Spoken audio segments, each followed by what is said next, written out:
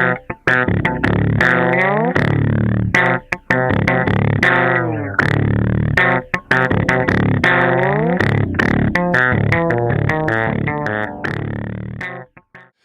back after a long hiatus. Welcome back to the regular Guy Vikings Hour. I'm so glad to be back. Welcome to my garage with the brand new Vikings backdrop.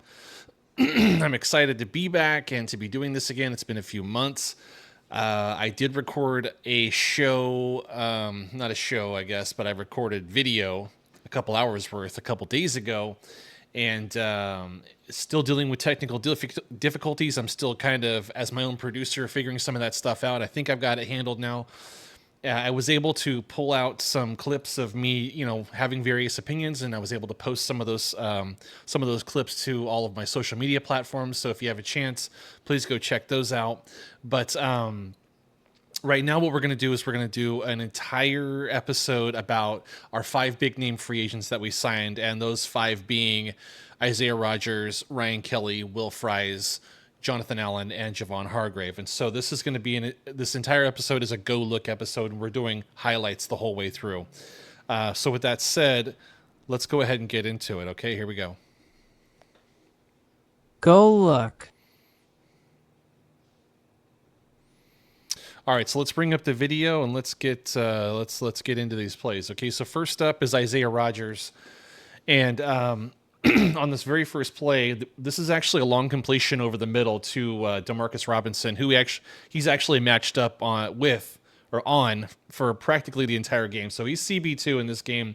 Slay is basically covering Nakua one-on-one the entire game. There is one play where Rodgers ends up on Cup, but for the most part, he's on Robinson. So in this play, you're actually going to see here that here's Rodgers right here. Robinson is going to run a long pattern down the middle of the field, and Stafford is actually going to complete it to him. But what I want to point out is that Rodgers actually plays this ball pretty well, and had it not been for the fact that Robinson manages to wrestle the ball away from him, this actually would have been an interception for Rodgers. So there's a lot to like on this play. So let's go ahead and run it.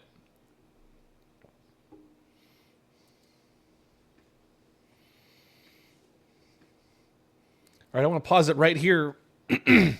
So Stafford does underthrow the ball just a bit. I think if he puts it further out here, clearly Robinson's going to have a runaway touchdown.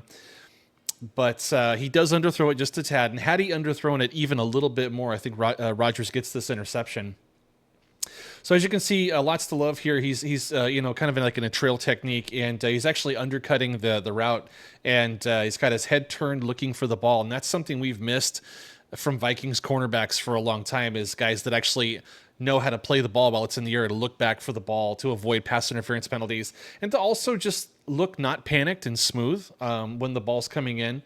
Because a lot of times I think Vikings corners have left a lot to be desired in terms of just looking cool, calm, and collected when the ball's in the air and when it's time to actually make a play on it. So Rodgers, I think, is going to be kind of a breath of fresh air in that department. So I love the technique here. I love the just the fundamentals of looking back for the ball. He just doesn't end up making the play, but still a lot to be happy with.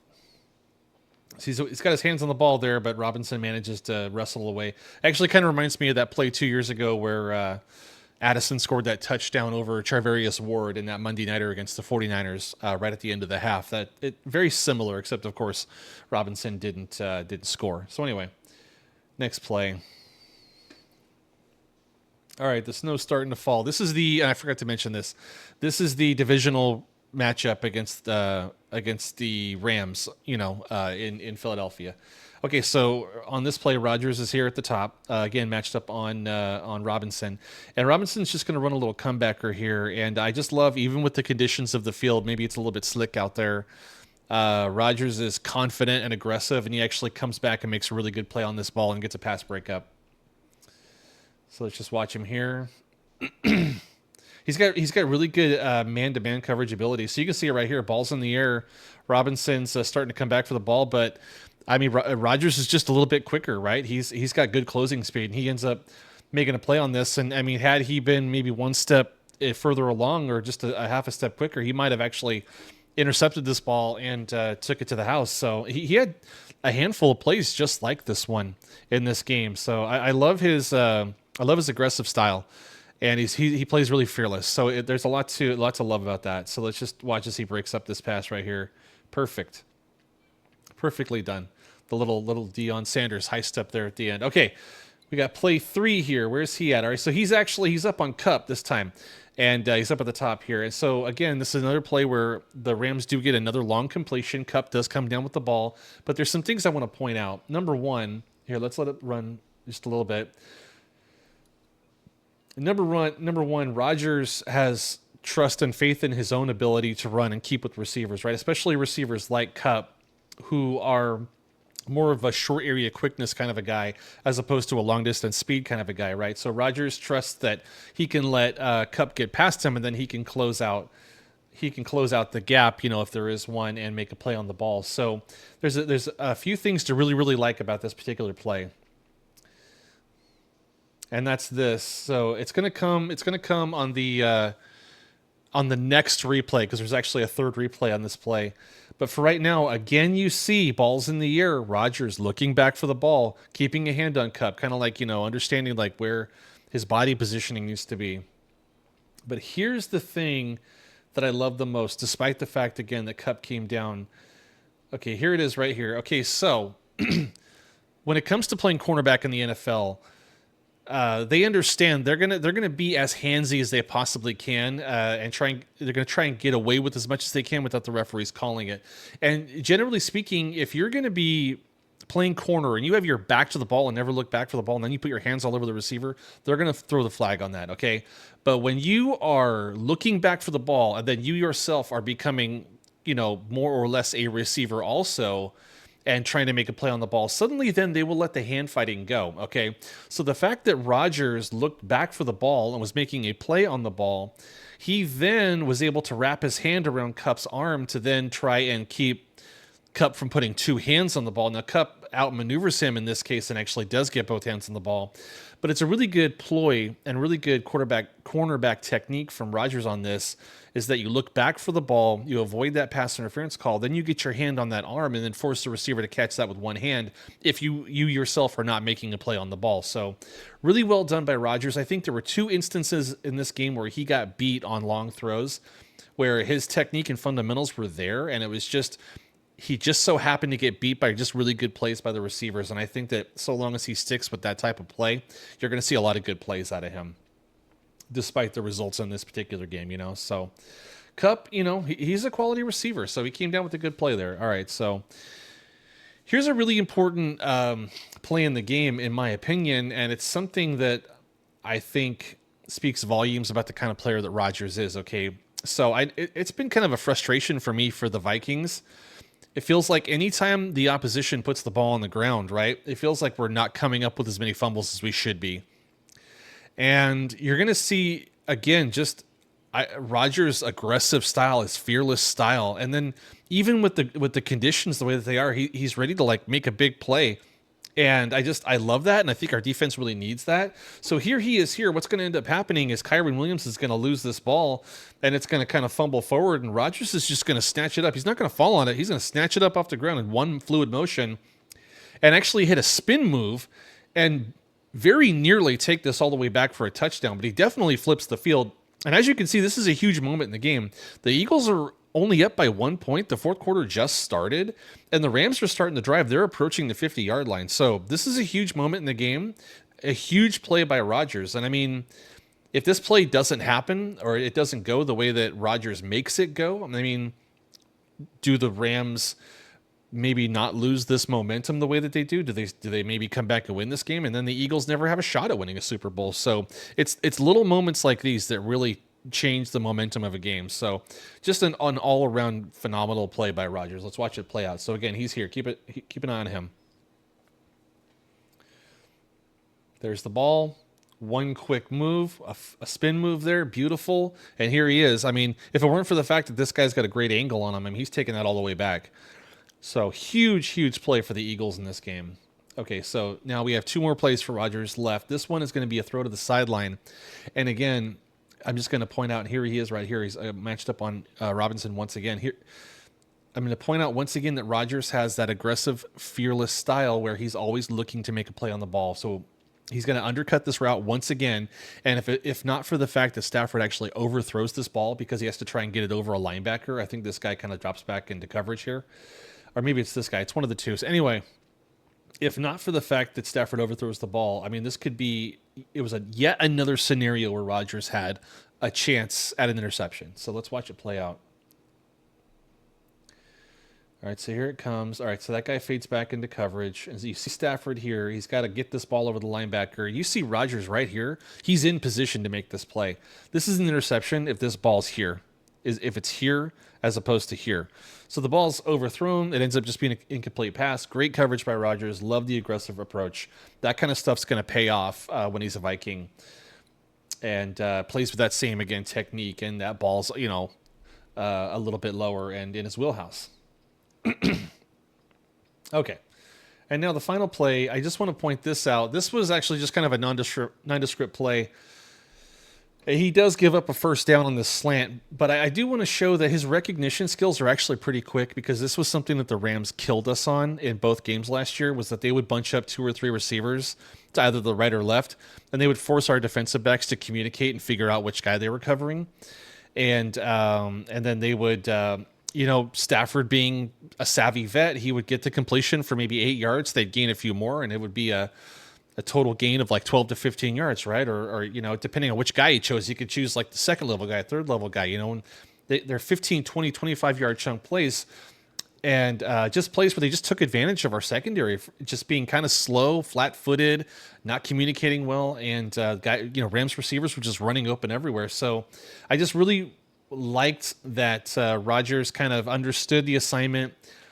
Communication was good. He kind of recognized who his guy was pretty quickly. Still a tick late, but it's going to happen. I mean, a really precise offense like the Rams and a really good quarterback like Stafford, they're gonna burn you on quick hitter stuff like this. But I thought that Rodgers played it really well, and he gets a tackle. He does give up the first down, but not a lot of yards after catch, and good recognition. I thought. Just good reflexes, good recognition. So anyway, let's watch that play out. Here he is here. You see him there. Robinson again. Okay, so there you go. There's Isaiah Rodgers. And I barely knew anything about him when they signed him. And, you do the usual thing. You go check up on him. I go to PFF. I check his grades and how old he is and all that kind of stuff. And when... I was like, this looks pretty solid for the money. And then when I had a chance to go and watch this game and watch him play, I was like, okay, no, this guy is much, much better than even I realized. And I think he's ascending. I think right now he's definitely going to be CB2. I mean, he looks that good. And that isn't to say that I don't think that Mekhi Blackmon can take the CB2 job. But, I mean, there could be a chance. We know that Murphy is versatile, so it could be Blackmon and Rodgers on the outside and Murphy on the inside for all we know. So I think all 3 guys are skilled enough to where they should all be on the field at the same time. I would hate to see one of Blackmon or Rodgers maybe not be on the field just because, you want those 2 on the outside, and then whoever's playing in the slot, maybe a safety like a Jackson or a Metellus or somebody like that. And I'm sure they'll work out all the snaps, but I hope that Rodgers, Blackmon, and Murphy are all in the field together quite a bit, because I think it's going to be a really good trio of cornerbacks for us. Okay, so let's go grab... Let me go grab it. Let's go grab the next video here, which is actually Ryan Kelly and Will Fries.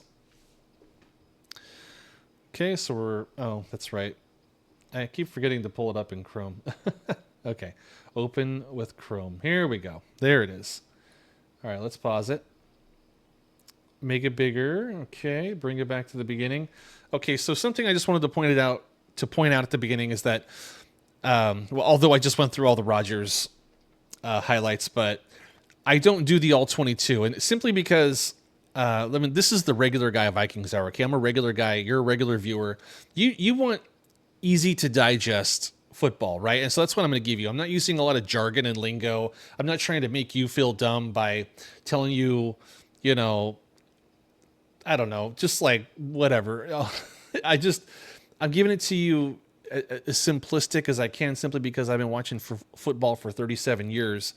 To me, you don't have to know all of that X's and O's stuff to enjoy and understand football. You can understand just by watching from the TV view that whether or not a guy's having a good rep or a bad rep. So that's what I'm giving you. I'm not doing all 22. I'm just doing the TV view.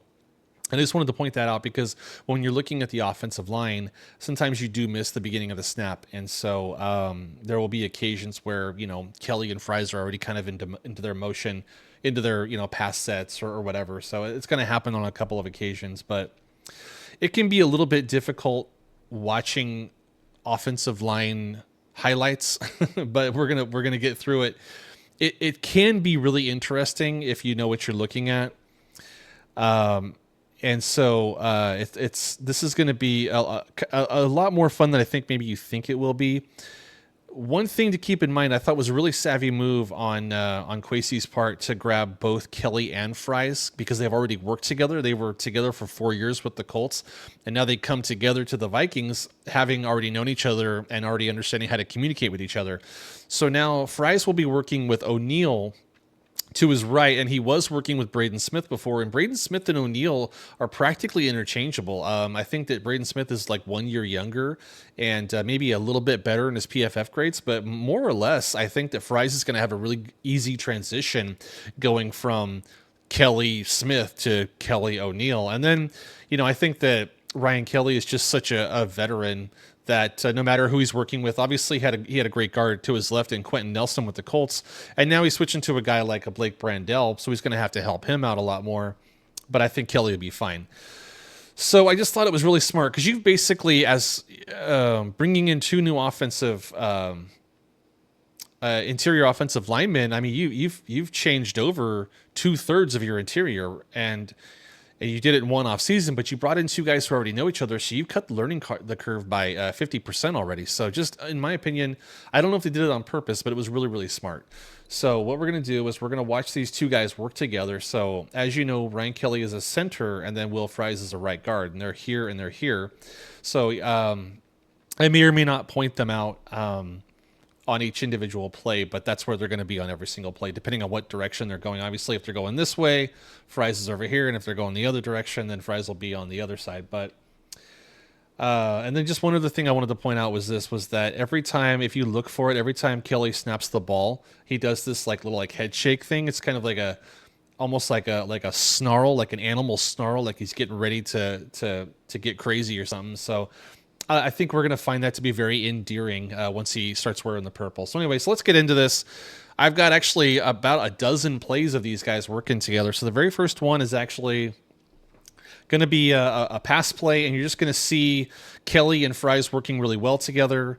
I know that you got Kenny Clark here. I think you've got Devontae Wyatt here. These two guys, they're going to do a lot of stunting and twisting as the game goes on, and you're going to see them trying to work back and forth, forcing the interior to communicate, and Fries and Kelly do it really, really well. So you're going to see them, I believe there's going to be a stunt or a twist that happens here, and you're going to watch these two handle it with ease and give Richardson time to throw. Yep, look at that pocket. Beautiful.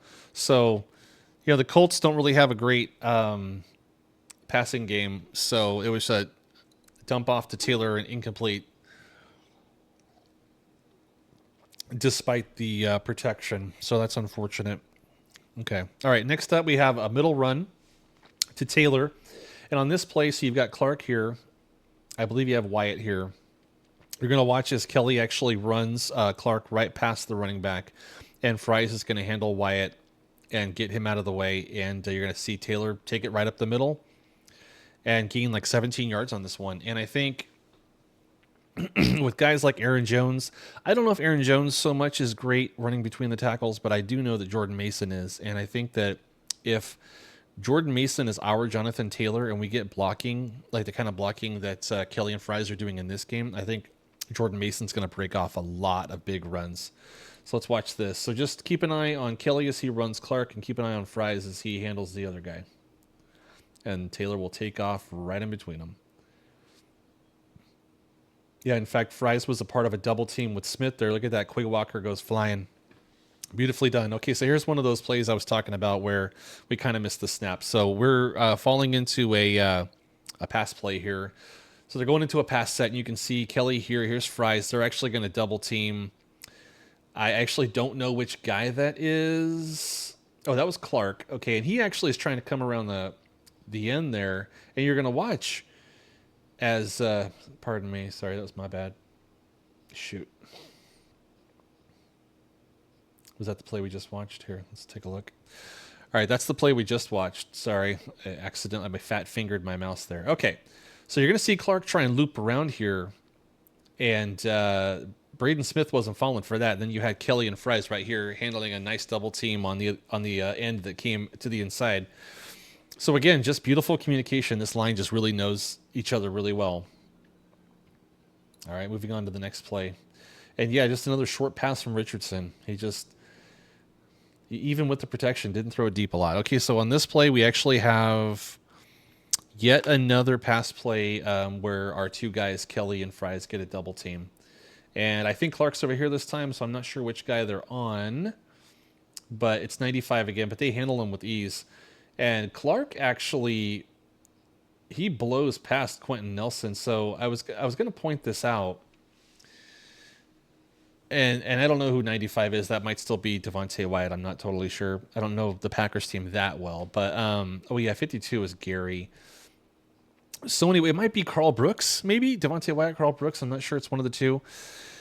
So I did notice something that was happening quite a bit in this game, and that is Quentin Nelson was considered to be the better of the two guards between he and Will Fries, right? And in fact, you would probably consider on this really great Colts offensive line, Fries was kind of the weakest link among the five. And so what you'll notice is that Ryan Kelly actually goes and helps on Fries' side quite a bit more often than he does Quentin Nelson's side. But you'll notice because Kenny Clark is always such a beast, and in particular, he was a beast in this game. He blew up several different plays. Every single time Quentin Nelson was left one-on-one with Clark, Clark was beating him. So you will notice later in the game, Kelly starts to go help Nelson instead, and Fries holds up pretty well by himself. And that's really important because the kind of money that we paid Fries, he's now coming in to the Vikings offensive line as now the better of the two guards. You would like to think, obviously the money would say so. And so what Kwesi's doing is he's not paying for past performance, okay? He's projecting forward future performance. And he's paying what he believes to be future Pro Bowl level performance by Will Fries as a right guard. So Fries, I think, can expect Kelly will probably more often than not be helping to Brandel's side, and that Fries will need to be handling really good defensive tackles one-on-one. And in the NFC North, we have a lot of them. We have Clark, we have Grady Jarrett with the Bears now, and we have Aleem McNeil with the Lions. So Will Fries has his work cut out for him, and he has a lot to prove. But again, if we trust Kwesi and we trust our scouting and we think they've projected his performance forward, then I think, Will Fries is going to be okay. So on this play, we're just going to notice, again, Kelly is helping to Fries' side, and they're going to handle 95 with an easy double team. But then you notice Clark here just completely annihilates Nelson, and he gets through. And Richardson kind of runs into it. He has to run outside and throw a little duck that 14 does catch, I believe, but kind of ugly. Anyway, okay. So next up, this one. So we're going to have two consecutive Jonathan Taylor runs up the middle, okay? And really well blocked by our guys on both occasions. So let's go ahead and run it forward just a tad, and we'll pause it. Okay, so we've got Fries here, we've got Kelly here. Okay, and I believe we have Kenny Clark right here. Run it forward just a little bit. Okay, so as you can see, Smith and Fries are actually handling a double team here on Clark, and I believe this is Kelly getting up to the second level. And he's going to handle Quay Walker. Okay, and Taylor just easily skips right by him, and with a long, close to 20-yard run right there. So just beautifully done by the interior once again. clearly the Colts were extremely confident running the ball right up the middle, right up the gut with this interior, and these guys can clearly run blocks. So I think that there's a lot to be excited about in terms of Jordan Mason and his ability to run between the tackles. I think we're going to see a lot of chunk runs this year. All right, so this is going to be yet another play right up the middle for Jonathan Taylor. Let's let it play forward just a little bit, see what happens here. Okay, so on this occasion, we actually have, I think this is 94. Kelly's going to be one-on-one with this guy, and then Fries is actually going to be the one to get ahead, to get to the second level, okay? So Kelly clearly has his guy. And then where is Fries? Oh, he's over here. Wait, where'd he go? Oh, that's right. You know what? I had my plays mixed up. Okay, so on this occasion, I was it was something that I've actually recorded this particular show on a few different occasions, but I kept having mic troubles, and I think I finally figured it out. And so you'd think I'd have all these highlights memorized by now, but I forgot about this one. So something I had been pointing out in other videos I want to point out now is that I am showing you both the good and the bad. Okay, so even though we are upgrading the offensive line, it doesn't mean these guys are going to play perfect. They will make mistakes, or the other players will sometimes get the better of them. Okay, the other guys play in the NFL as well. They're also paid really well to make plays. And so you're going to see on this particular play that 94 is going to get the better of Kelly, where he's going to get his hands into him, and he's actually going to grab onto his left shoulder pad and kind of rip him to the side to make the tackle on Taylor. But the thing I'm really liking about what I'm seeing from the Colts offensive line, in particular our two guys, is that on our Vikings offensive line last year, these types of plays where a defensive tackle or a defensive end will get the better of one of our guys, they would result in like TFLs and like major negative runs. Whereas for the Colts, I mean, even when their guys were getting beaten or maybe have a slight screw up, it wasn't as egregious. And I mean, you'll notice Jonathan Taylor is able to wriggle forward for a couple yards here and there. So it's, instead of going negative 3-4 yards backwards, you're going forward still 1-2-3 yards. And so that's a major difference. I mean, when you consider O'Connell's play calling, I mean, he would much rather be in like a 3rd and 3 than like a 3rd and 8, you know, depending on how the play goes. So just as you watch Kelly here, that's kind of like the main thing to watch on this play. Is Kelly, he goes against one of these two guys. The guy gets his hands into him, rips him to the side, and is able to make the tackle. But again, Taylor still gets some positive yards. So just some things to keep in mind. I'm going to show you good. I'm going to show you bad. Yes, our offensive line is improved. Yes, there is a lot to be excited about. But don't expect perfection from these guys, because the other guys are pretty good too. So again, just 94 gets him, pulls him, makes the tackle. But Taylor still gets like 3 yards. You see that line, the blue line indicates the line of scrimmage, and you see, okay, by the time Taylor is approaching the line of scrimmage, the Colts are clearly winning. I mean, you got a guy free here, but I mean, he's supposed to be kind of, you know, getting through the hole at that point. But the line of scrimmage is getting pushed backwards into the Packers area as opposed to the Colts. So this is the kind of toughness that these two guys are going to bring. So anyway, so there's that. Let that play. Okay, so our next play here, I wanted to show another indication of how really great defensive tackles can blow up plays. So on this occasion, and this doesn't really have a ton to do with Kelly and Fries, but the reason why I pulled it out was because it just shows how great Kenny Clark is, and how going up against him, and I'm going to get to this because Kelly has a couple of really great mano-a-mano plays against Clark.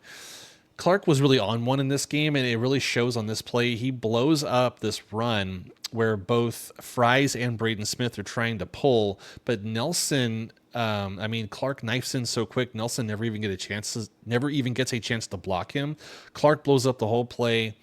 Fries and Smith run right into Nelson and Clark, and the whole thing's done for. And yet somehow Taylor still manages to wriggle forward for a few yards, which is pretty funny to me. But just watch. Here's Clark here. You're going to watch him have just like this insane get off, just blow this whole thing up. There he is. And Taylor has nowhere to go, but he still squirms through. You know, they keep working. So And then we're going to do a back-to-back here. So I believe Taylor's going to take this ball off right tackle. Yeah, and we're gonna take a look at how our guys block this one. So again, you've got Kelly here, you got Fries here. Let's watch what they do on this one. Let's see. He's got the ball here. Okay, so we've got Kelly is actually the one getting to the second level on this one, and this might be, I'm not sure which linebacker this is, maybe even a safety. But you've got Braden Smith and Fries collapsing their two guys in the middle here. You've got Kelly getting to the next level. I think. Let's check.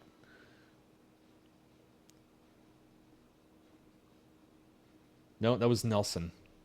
All right, I lost him. Oh, yeah, I remember this now. So it is Nelson getting to the second level, but what you'll notice here, so it can get a little bit, and I get it, I know, like they're like, you should be watching the All-22, you can see this more clear. Again, I'm a regular guy, I liked watching the TV view, and I like showing you the TV view. But basically, Kelly and Fries are in here, and basically they're just kind of collapsing these guys to the inside. Braden's going to steal it off, and Taylor's just going to run right around it. Yeah, so really well done. Just really great communication by those three. Really well-designed run play. They get a first down out of it. Okay, so this one, so this is one of those bad ones, all right? And this is one of those where it makes Fries look bad.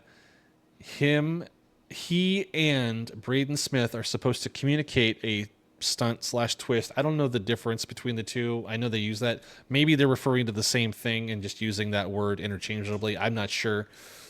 But we'll just call it a twist. So these two are going to twist.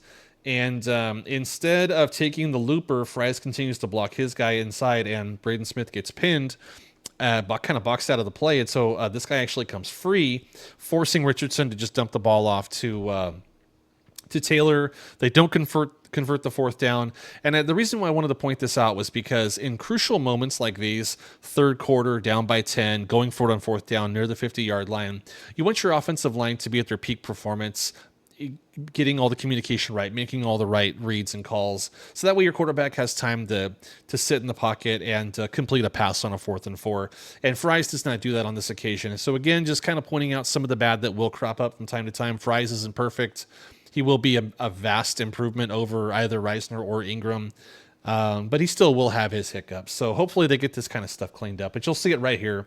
Just watch. Here's Fries. He's going to take his inside guy. Smith gets boxed out. This guy comes free. And the Colts do not convert on this fourth down. So, plus, bad read, bad throw. Richardson, I don't know. He could have busted out and made a play on that. Anyway, what do we got here? Okay, so these are the two back-to-back plays that I love. I want to point out, in particular, Ryan Kelly, who is my personal favorite free agent signing. I think he's going to bring a nastiness and just a veteran presence and a stability to the offensive line. And you're going to see it right here. He's going one-on-one with Kenny Clark on 2 back-to-back plays, and he's just going to fight with him.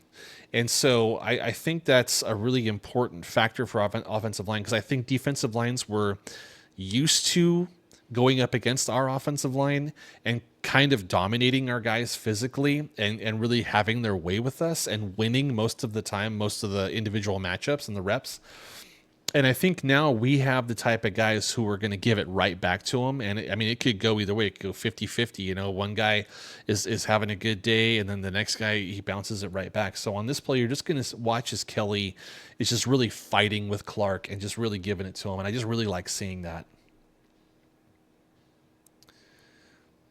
See him? Just kind of give him that arm bar. Just giving him a little extra just to let him know, hey, like, I'm here all day. You know what I mean? Like, Clark, you may be great, but guess what? I'm pretty good myself. So that one was pretty good, but this one's even better. So on this play, you're going to see Clark is actually, he thinks he's got this run play killed.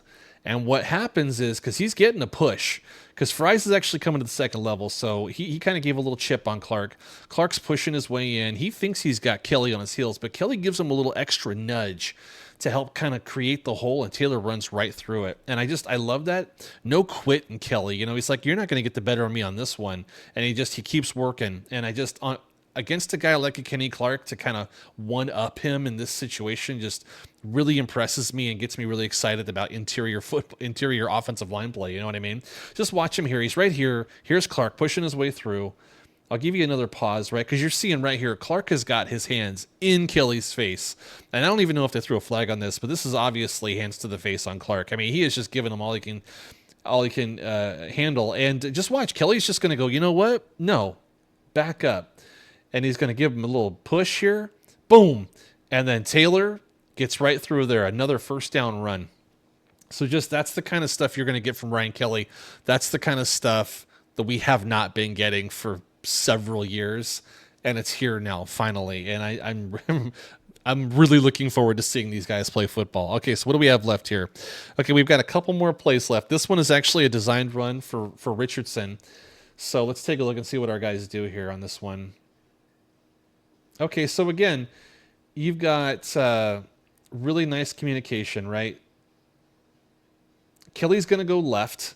He's going to handle this guy, and then you're going to watch as Fries takes this guy inside, and they just pin both those guys inside, and Richardson has an open lane to run through.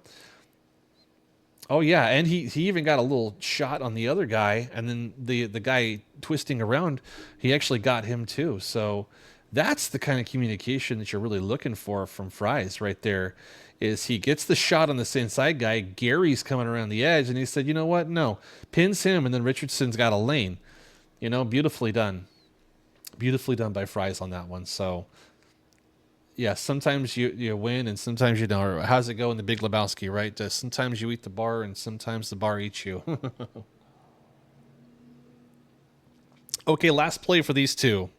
We've got another middle run, and just like I was saying before, they don't actually get the first down on this, but it's really well blocked. And Taylor is able to get close to the first down to make it a 3rd and inches.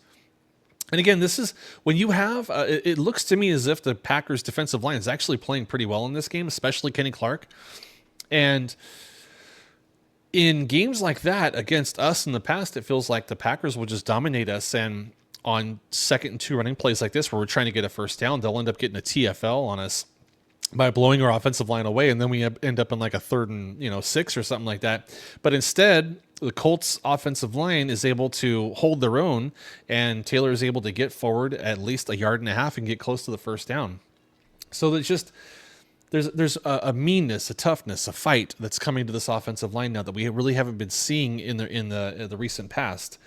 And that's what's got me really fired up about these guys. You know, just look at them pushing and fighting and shoving. So I love it. I love it. No, we're going to see, especially with, a really good, slithery, savvy running back like an Aaron Jones, right? He always seemed to kind of fall forward, and not really take a lot of TFLs. Then you have just a kind of a bruiser style back, like a Jordan Mason, who again I think is more of a fall forward kind of a guy.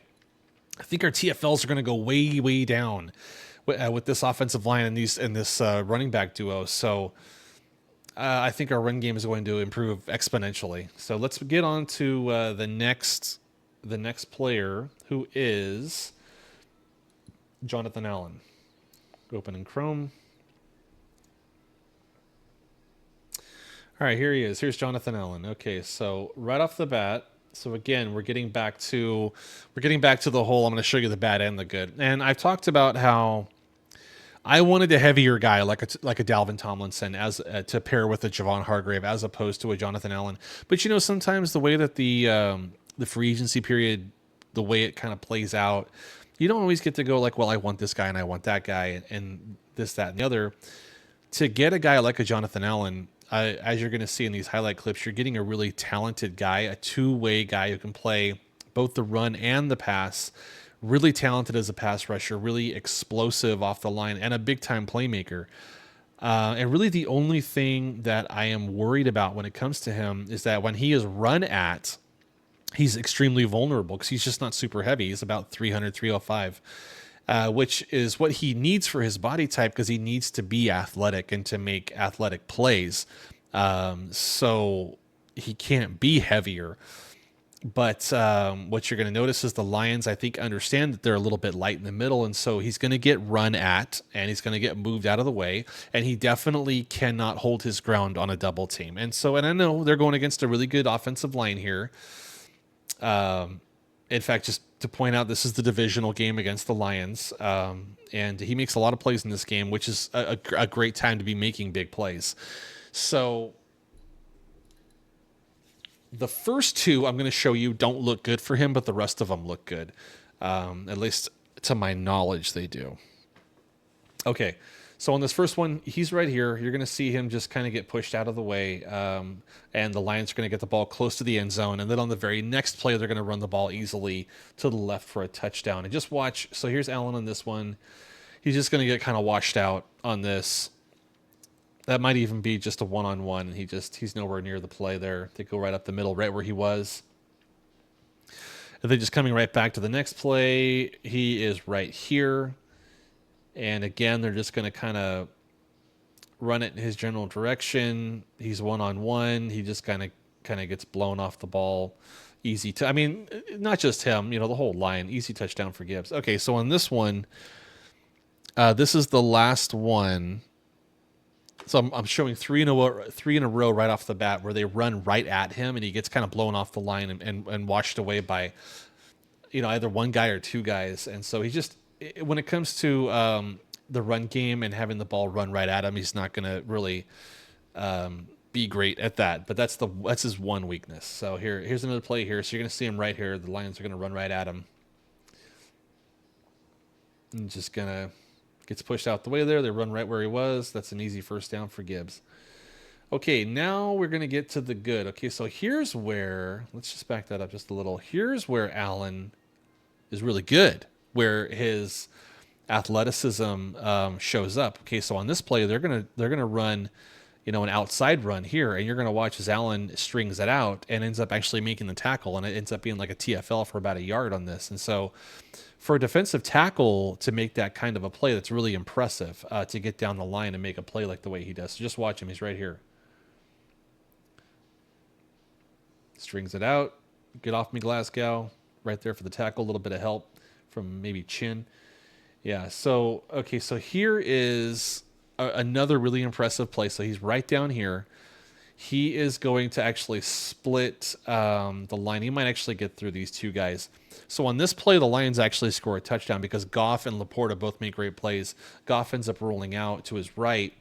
And as Allen is actually clipping him on the heels, he kind of throws a duck into the air, and Laporta makes a great one-handed catch on it for the touchdown. But no, it's no fault of Jonathan Allen's, though, because Allen makes a great play.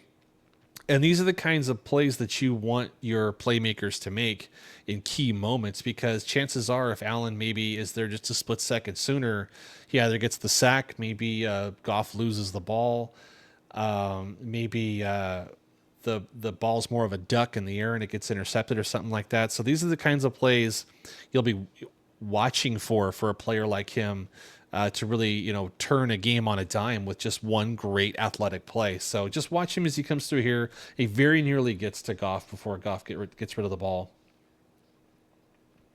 So see, oh yeah, he did that thing I was talking about earlier with the defensive tackle kind of grabbing on the inside of the pads and kind of tossing a guy to the side. So he's got that kind of strength.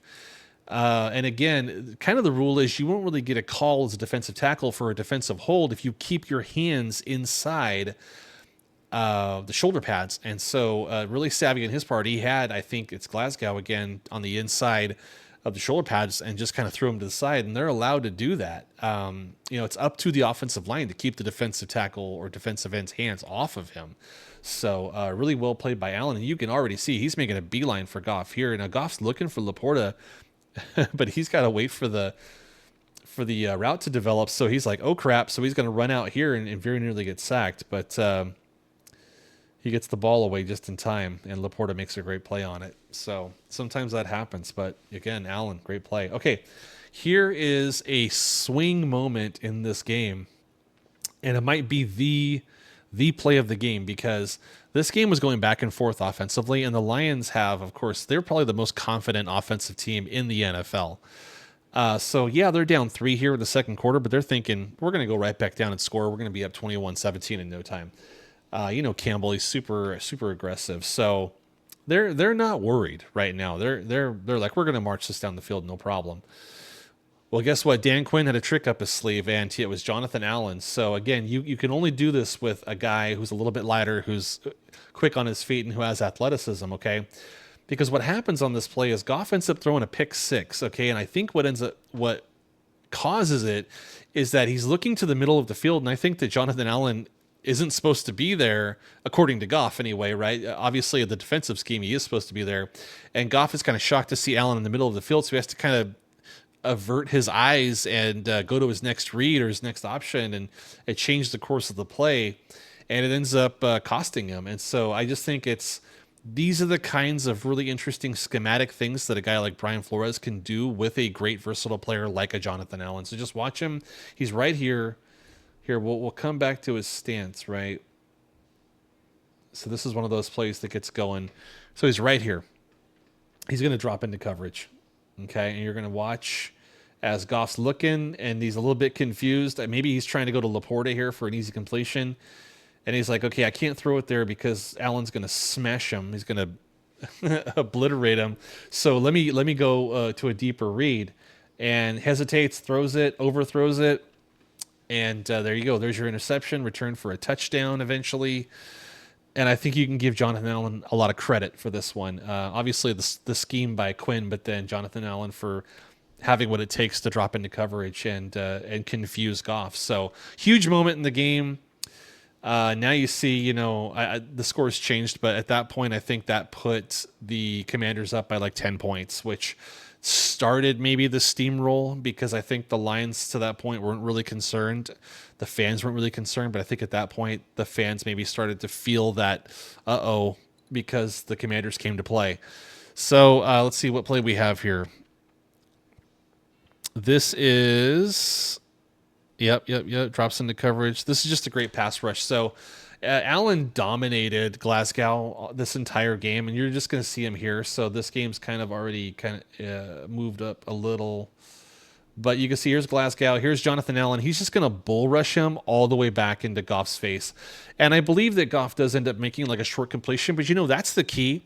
We weren't getting inside pressure last year. So guys like Goff and Stafford were able to sit back and just pick us apart. But on this occasion, a guy like an Allen, he puts pressure right in Goff's face right away and forces him to throw a little check down. And so there's a huge difference between, like a 6-yard gain and like a 22-yard gain, or getting the ball into the hands of a guy like a Jahmyr Gibbs or a Montgomery, where they can get all that yards after catch. So just watch as Allen dominates Glasgow, forces the quick pass by Goff. Beautifully done. Just dominate him physically. Short pass. Good tackle by Wagner. Okay, and then we got our final play here, which is he gets a rush on Ragnow, which I really love, because Ragnow is he was the number 1 rated center in all of football by PFF, and so you're going to see Allen is matched up on Ragnow 1-on-1, and Ragnow is kind of like leading him past Goff. Right, Goff's going to step up in the pocket. But Allen puts a beautiful spin move on him and gets pressure on Goff and actually forces an incompletion. I just think, again, these are the types of things that he's going to bring that we weren't really getting last year. So just watch him. He's right here going up against Ragnow. Ragnow's kind of letting him come into him. He's going to try and push him off to the side, and Allen's going to give him a beautiful spin move.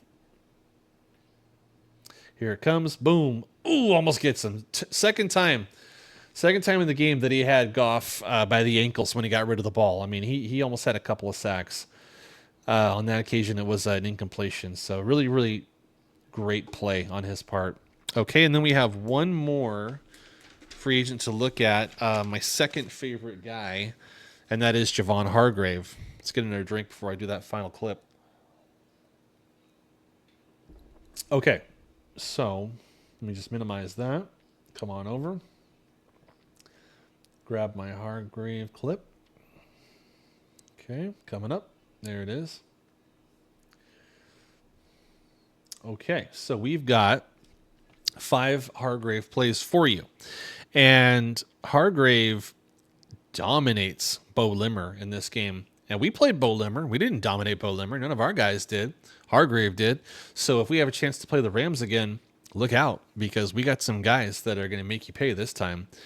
So on this occasion, By the way, just Javon Hargrave, I thought maybe he was cooked. This is game 3 of last year, and he did tear his pec. So he is coming back from that. But man, he looks spry, explosive, really, really good in this game. And this was his last game. This was the game he got injured in. This was the game after the Vikings game. I don't remember how he performed in the Vikings game, but I remember thinking at the time that maybe he was a little bit cooked. But as it turns out, now that I actually have a chance to go watch the tape and see how he plays, no, he's not cooked. He's actually got a lot left in the tank. So you're going to see him right here completely dominate Limmer and push him right back into the face of Stafford. So can you imagine if Phillips can do the job that he likes doing, and that is taking on double teams, just kind of holding his ground and allowing for Allen and Hargrave to get one-on-ones, and they're just pushing their guys back into the faces of quarterbacks all the time, it's going to make our defense really difficult to deal with, really difficult. So there's a lot to look forward to here. So just watch, again, Hargrave dominate Limmer on this one, right back into the face of Stafford. Almost gets the sack. Stafford gets out of it, throws an incompletion.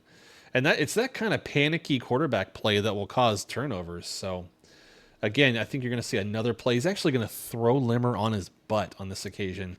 And it ends up, this is a play action, or no, this is an actual running play. So Williams ends up running the ball over here to the left. But if this were a play action, I think that Stafford would have got crushed on this one because he just throws Limmer on the ground. So here's Hargrave here. He's gonna toss him. Boom. Yeah, Stafford would have been in trouble had that been a pass play, but they get a good run out of it. So, but Hargrave did his job. Okay, this is my favorite highlight out of the entire hour. Hargrave right here splits these two and just smashes Stafford for a huge sack in this game. And I think the Rams ended up coming back and winning this game, but man, the Niners were really killing them early on. So anyway, what a great pass. Just watch him. This pass rush, this explosiveness off the line, his first step. He looks great. Honestly, there's a lot to love. Oh, yeah. The swim move. Oh, just crush him. Oh, yeah. Man, I would have loved to have seen more of that last year. That's what it looked like. That's what Darnold looked like all day. I want to see the other guy go down like that. Okay, on this one, this is maybe my next favorite play of the entire highlight package of the hour because it shows the kind of nastiness and meanness that we're getting. Okay, I talked about the Ryan Kelly factor, right, on the offensive side. Well, now we've got the Javon Hargrave factor on the defensive side. So on this play, the Rams actually run the ball out to the right, okay, and Hargrave is actually double teamed and pushed way out of the play. And he kind of like spins around and looks back to, see, oh, who's making the tackle? Is the play over? But when he spins back, he sees that the play is still going on and that his teammates have kind of stood up the running back. Lo and behold, he actually plays through the whistle. And as an expression, runs over, gets involved, and actually ends up making the tackle, which is just like kind of funny when you consider where he came from on this play. Just keep your eye on him and keep an eye on where he eventually ends up tackling the guy. It's pretty crazy. So here he goes, double teamed, pushed out of the play, spins around, sees the stack up, gets in there, boom, makes the tackle. I love it. And just watch. I just love how you go from where he was. Where is he? He's way over here. These guys got him pushed way out of the play, all the way to the end of the play. Guess whose jersey's peeking out? Right there, number 98, Hargrave, just smashing the running back. So that's the kind of play you're getting out of this guy. He's got the mean streak, and that's the kind of thing you want. That's something that this defense needed, and they just got a lot of it from Hargrave. All right, so we got one more play from him. Okay, and that's this. So on this play, I just wanted to kind of show his ability to play the run because there's a really well-blocked run play by the Rams. And I think that, and let's kind of move it forward a little bit, but you're going to see Hargrave here. He's going to get his hands into the guard, and he's going to be able to extend out and then shed and then make the tackle. So the running back does get a first down, but I think that had he not been there to make the tackle, the play could have gone for a lot more and maybe even a touchdown, depending. But Hargrave's there to make the play. And so I think it's really important that our defensive tackles are able to play to run like this, where they can shed blocks and make tackles on guys, as they're maybe crossing by the line of scrimmage or somewhere in that vicinity, to minimize long runs, right? Because if we just run this forward a little bit, you're going to see as Hargrave is engaged with the guard, everyone's kind of getting blocked here. And I know this guy's kind of winning on this receiver out here, but he's got a nice hole. But Hargrave, he's about to shed and make this tackle before Williams has a chance to make it through this hole. And I think, you need guys like that who, when everyone else kind of has been blocked out, you need one guy beating his block and making the play. Even if it ends up being a first down run on a 3rd and 2, at least it's only a 4-yard run as opposed to a touchdown run. You know what I mean? So there you have it. So that's my final highlight from Hargrave. That completes the go look. So let's go ahead and transition back to me. So we're just going to wrap up the show. We're at about an hour. So it's been... it's a brand new regular Guy Vikings Hour back at you after a few months, and I'm happy to be back, and I'm glad that you were here with me to enjoy these highlights of these 5 new big name free agents that we signed.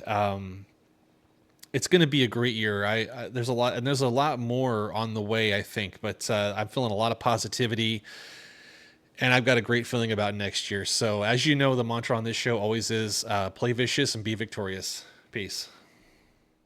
Thanks for watching the Regular Guy Vikings Hour. If you enjoyed this video, please interact with my content, such as liking, subscribing, or even commenting. And when you're done with that, come say hello to me over on my social media platforms. Thanks.